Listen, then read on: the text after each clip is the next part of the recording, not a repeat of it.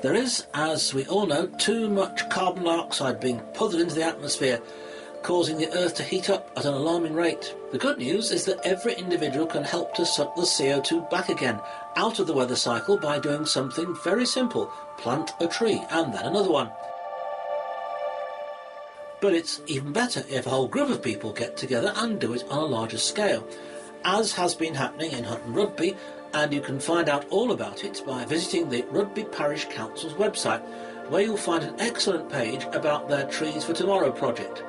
It tells you what's planned locally, but also links to the various national bodies that are promoting the scheme. I caught up with Mike and Elias a few hours after they'd spent the morning planting trees on some of the Parish Council's own land. We've been planting trees in some Parish Council ground in Hutton Rudby, down beside the old linen mill, and we're infilling a small copse that is there on the boundary of the Parish Council land, and generally just to increase the number of trees in Hutton Rudby. So this is land that the Parish Council owns? It's Parish Council owned land, which apparently was owned by Yorkshire County Council, but was handed over to the Parish Council some years ago.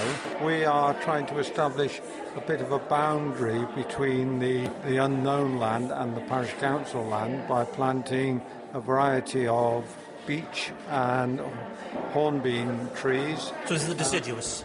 Deciduous trees. We're not clear at the moment whether we're going to let them grow into full trees or whether they're going to be trimmed into more of a hedge. Some will be full trees, some may be a hedge, but they're all part of the Trees for Tomorrow project, which is going on in the village. Is that just a village thing, or is that a national thing?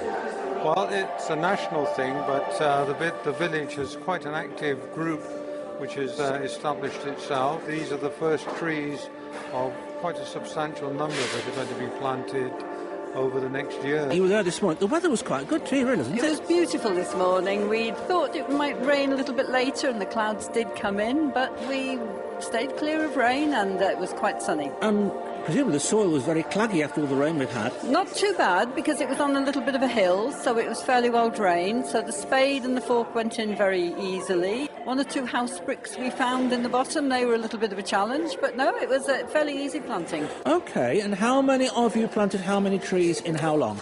It took us about 2 hours. There were 7 of us planting and a bit of clearing. We did some cutting back of brambles and things, and we planted 24 trees in a couple of hours this morning. And you know what? I can now hardly see for your halo. But you feel good about it, don't you? I feel a little bit achy, actually. Right, yeah. But yes, no, it was a lovely morning and a nice bit of exercise. Right, can I come back to you?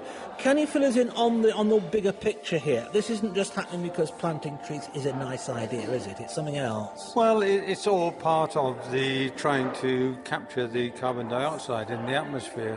Of course, trees are excellent at doing that.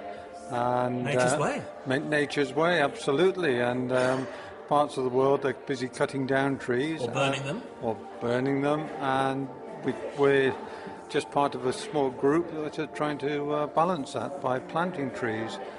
Trees for Tomorrow is sort of a long-term process. We plant a small sapling today, and hopefully in 20 years' time it's still there and it's grown into a tree which is actually mopping up quite a bit of the carbon dioxide. Because you have some quite ambitious schemes for later on, haven't you?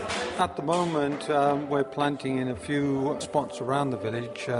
North End tomorrow, there's some planting going on. Down by the church, the burial ground, there's some planting.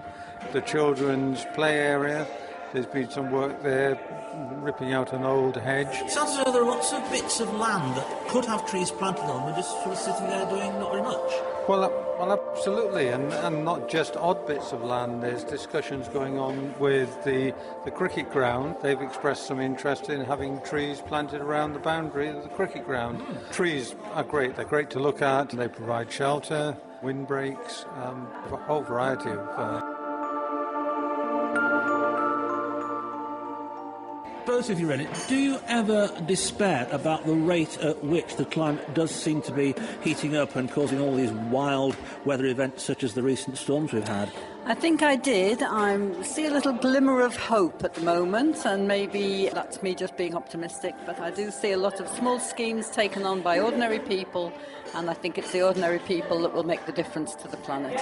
Would you endorse that, Mike? I would totally endorse it, and we've just sat this afternoon listening to a very interesting talk on recycling, and recycling is part of the same project. Taking a responsibility. Taking a responsibility, trying to reduce the use of our natural resources and preserving them, really. Trying to use the waste that we are producing in the most efficient way.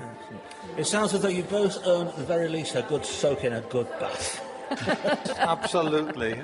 Thank you very much. Mike and Ilias were talking to me about the Trees for Tomorrow project organised by Rugby Parish Council. The music I've used here is called A Love Song for Trees by Stephen Halpburn, and you can find it on YouTube along with some New Age type pictures evoking the wonder of trees. For Even Online Radio, I'm Richard Bradshaw.